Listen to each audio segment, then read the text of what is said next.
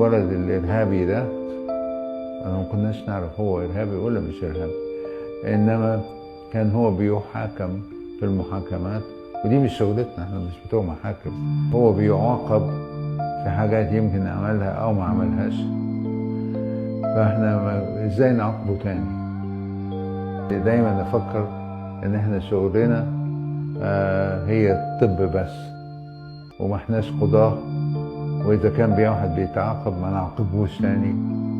وتعرف بقى هو الولد اللي كان ده زي ما حضرتك بتقول ارهابي، كان في منتهى النباهة، وكان محتاج جدا لعمليتين، عملنا له عمليتين وبعدين طلع براءة.